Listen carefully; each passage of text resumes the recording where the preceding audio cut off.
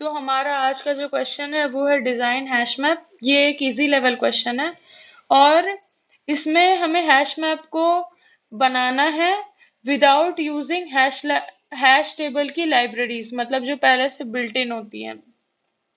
इसमें हमें तीन ऑपरेशंस परफॉर्म करने हैं, put, get and remove. Put में हम लोगों को की और वैल्यू दिया जाएगा, उसे हमें हैश मैप में इंसर्ट करना होगा।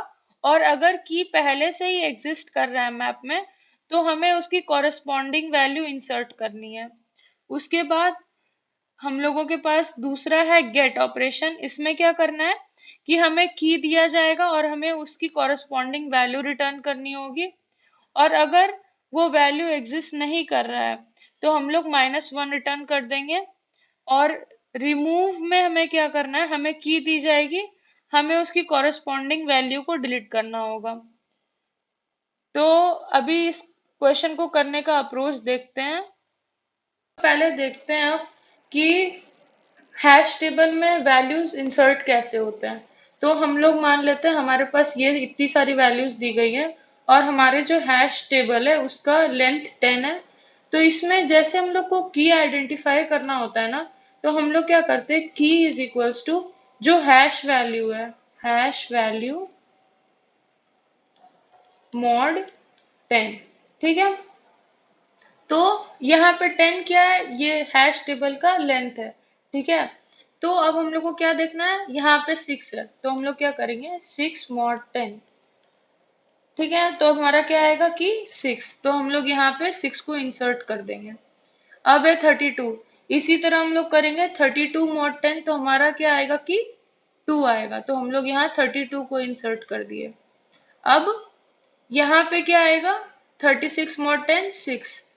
तो अब यहाँ पे 6 पे ऑलरेडी वैल्यू एग्जिस्ट कर रही है ना।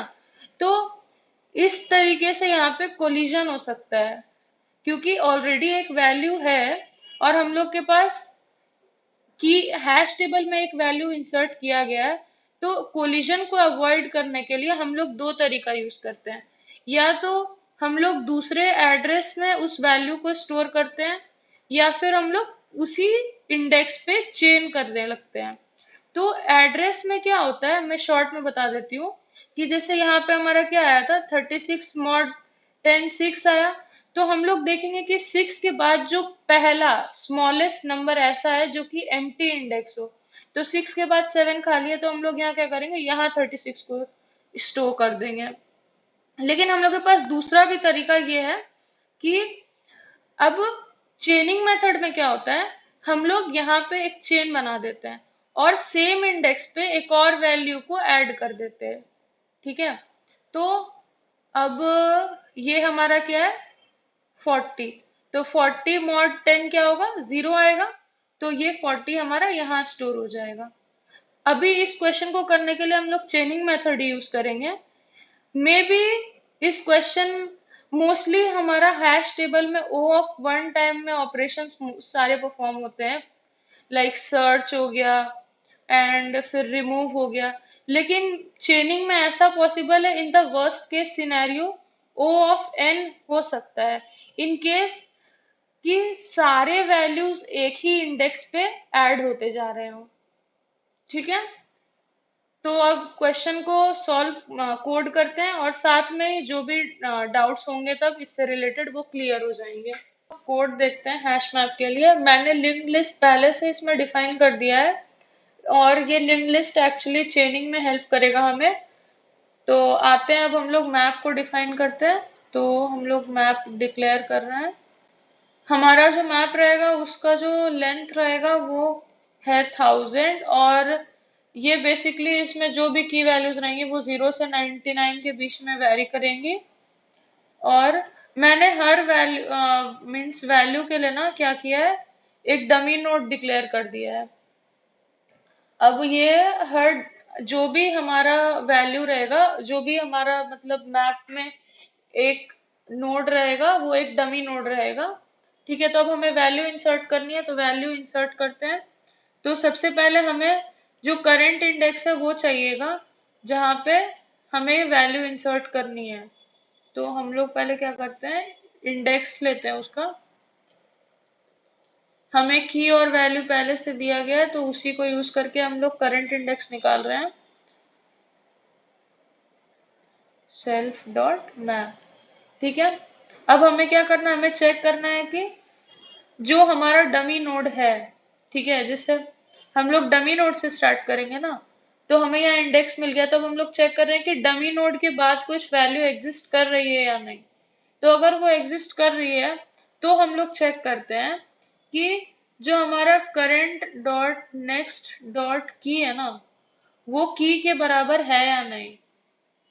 अगर वो हमारा की के बराबर है तो हम लोगों को क्या करना है, वहीं पे वैल्यू इंसर्ट कर देंगे।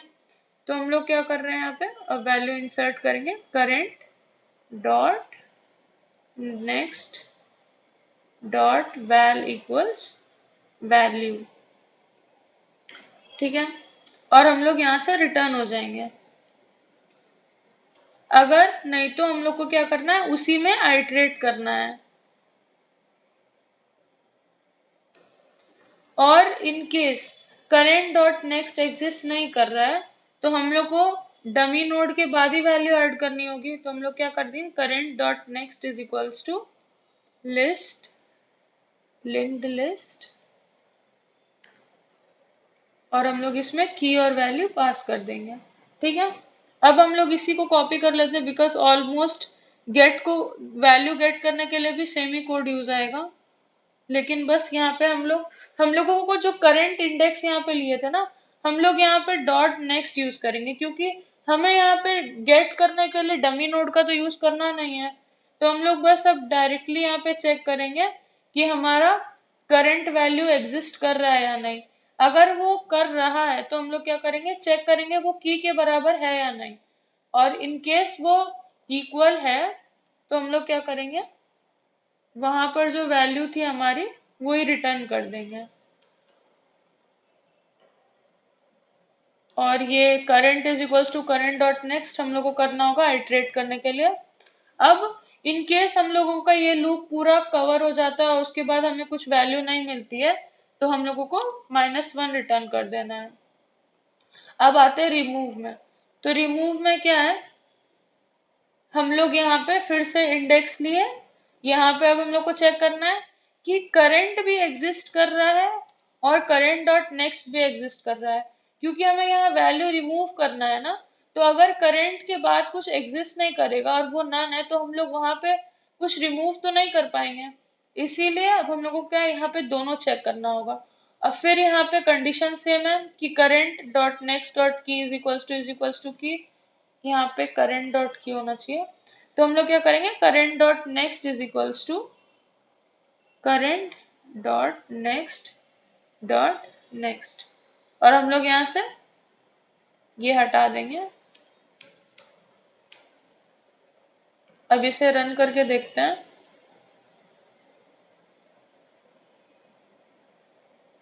ओके, यहाँ पे करंट डॉट नेक्स्ट डॉट की होगा।